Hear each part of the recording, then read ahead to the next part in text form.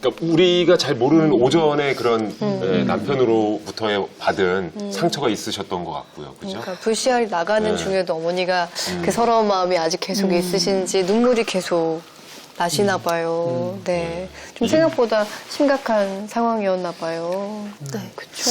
근데 싸운 건 어쨌든 저희 둘인데 지호한테 전 엄마잖아요. 그러면 아무리 화가 나고 그래도 아이가 엄마를 발로 찼으면 그거는 안 된다고 저는 그거는 저희 싸운 거는 별개의 일이니까 당연히 아빠로서 그렇게 해줄 거라고 생각을 했는데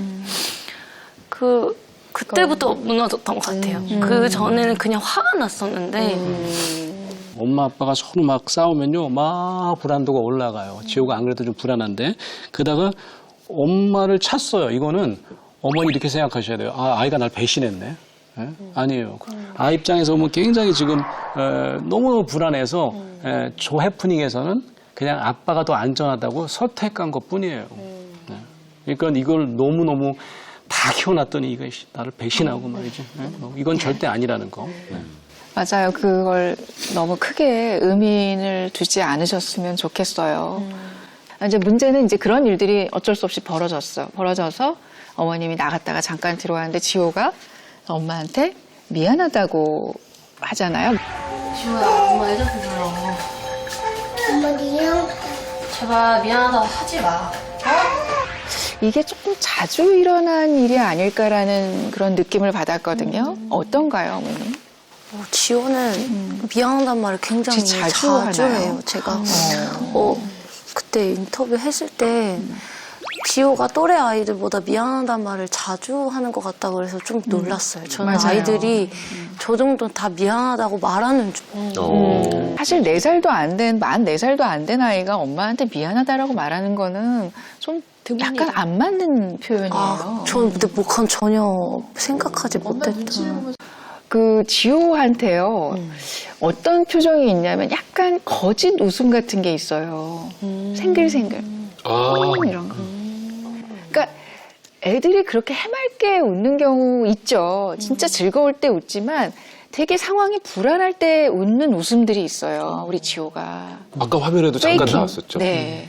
아까 이렇게 어색하고 뭔가 냉랭할 때 이렇게 웃는 표정이 저는 조금 걱정이 좀 됐습니다. 근데 그 말과 그 표정과 엄마한테 미안해 라고 하면서 엄마 화났어? 미안해라는 게 사실 그게 같은 맥락이거든요. 지금은 이제 뭐 엄마 때리면 안 되는 거다 알려주면서 앞으로 그러지 말라고 할 것 같아요. 미안해라고 안 해도 돼라는 표현도 저는 좋다고 생각해요. 아이가 엄마한테 미안하다는 표현을 쓰는 건 좀 맞지 않는 표현이에요. 저는 여기서 이제 궁금한 게 저도 보면서 공감을 많이 했어요. 실은 이 사람이라는 게 본인의 체력이 떨어지면 곤두설 수밖에 없어요. 예민해지고. 아무래도 육아를 이제 하시다 보니까 힘들어서 그럴 것 같은데 두 분의 감정 상태도 매우 궁금합니다, 소장님. 두 분께서 제일 많이 쓰셨던 워딩이 사소한 문제로 시작했다라는 네. 거예요. 그런데 극단적 상황이 된다라는 얘기도 하셨잖아요. 네. 그 이유가 뭐라고 생각하세요? 그걸 알지만 지금 반복되고 있는 패턴이잖아요. 네, 맞아요. 제가 자꾸 자극을 주는 것 같아요. 저희 와이프한테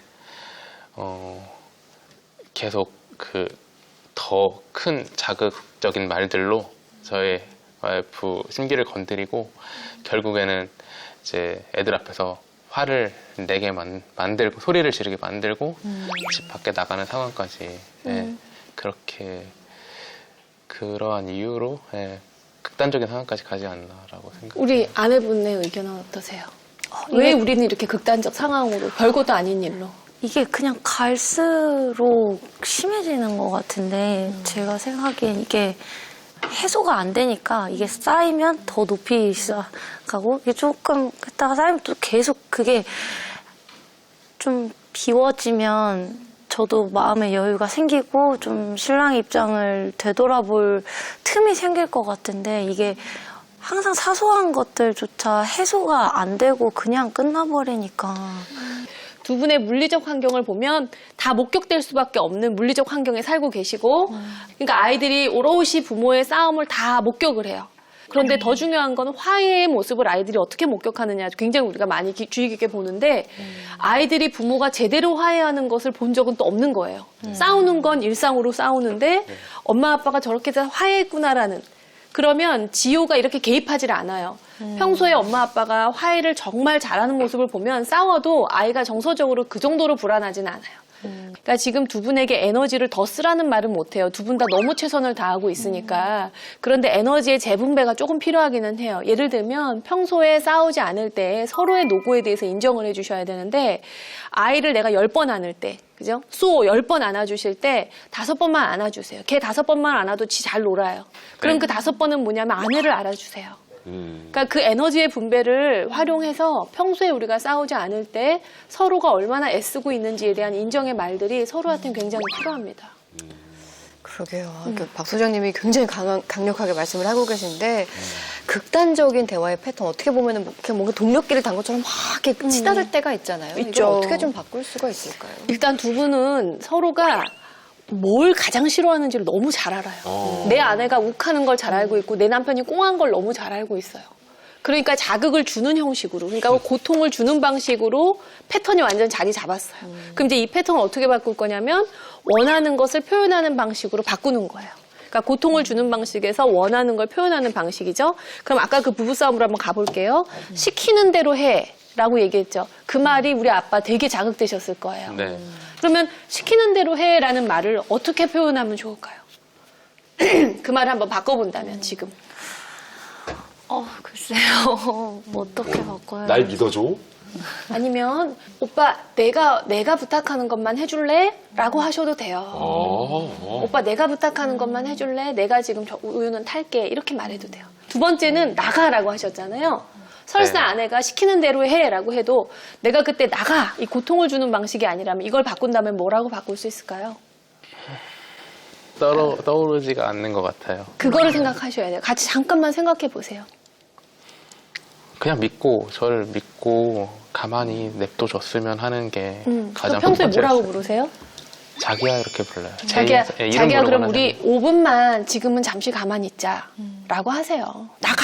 갈 데도 없는 거 뻔히 알면서. 그렇게 말을 바꾸는 훈련을 하셔야 돼요. 그러니까 외우셔야 되는 건 요때 요 말을 해야지라는 거는 이미 상황마다 다 다르기 때문에 말은 달라져요. 근데 중요한 건 뭐냐면 우리의 패턴은 고통을 주는 방식으로 자리 잡았다는 거예요.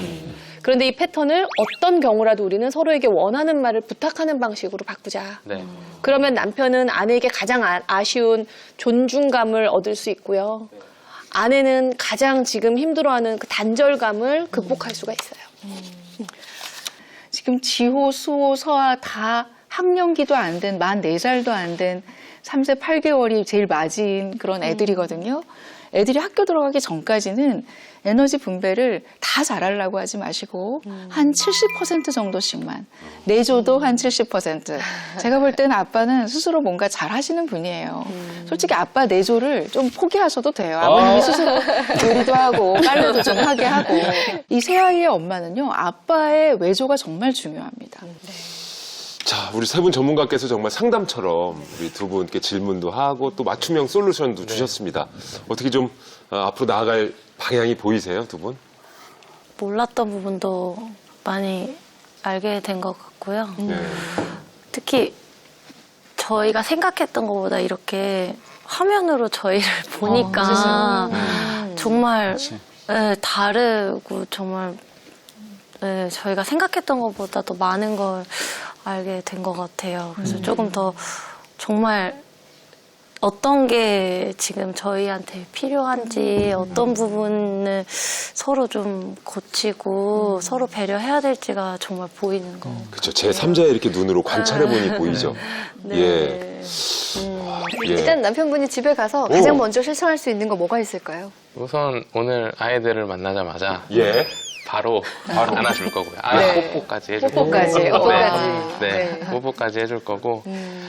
지금까지는 제가 좋은 아빠가 되기 위해서만 그냥 그렇게 노력하고 살았던 것 같아요. 물론 그것도 잘못된 방법이 많았지만. 근데 이제는 그 선생님들께서 해주신 말씀 다 새겨 듣고 이제 아내를 많이 챙기는 그런 남편이 될 수 있도록 또 노력하면서 살겠습니다. 네.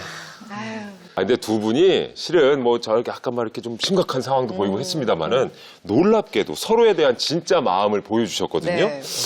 자, 먼저 남편분의 마음부터 살펴보겠습니다. 네, 아빠의 마음인데요. 내가 가장 좋아하는 사람은 와이프다. 그러니까. 네. 예. 자, 그리고 근데 또- 여기서 이제 아내분의 마음이 다르면 또 이상하잖아요. 그렇죠. 엄마의 예. 마음. 내 생각에 참다운 친구는 남편이다. 이게 서로의 마음이에요. 그러니까 가장 믿고 의지하는 존재가 서로라는 거. 이것만 잊지 않으셔도 너무 좋을 것 같아요. 네. 맞습니다. 예.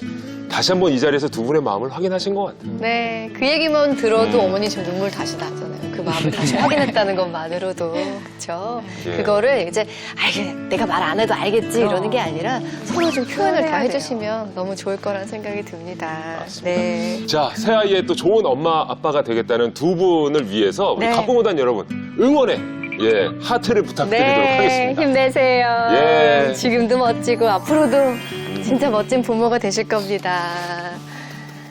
자, EBS 부모와 함께 여러 육아 고민 나누고 싶으신 분들 그리고 갓 부모단에 함께하고 싶으신 분들 언제든지 연락 주시기 바랍니다. 자, 대한민국의 모든 부모와 아이가 행복해지는 그날까지 우리는 다음 시간에 또 만나요. 또 만나요.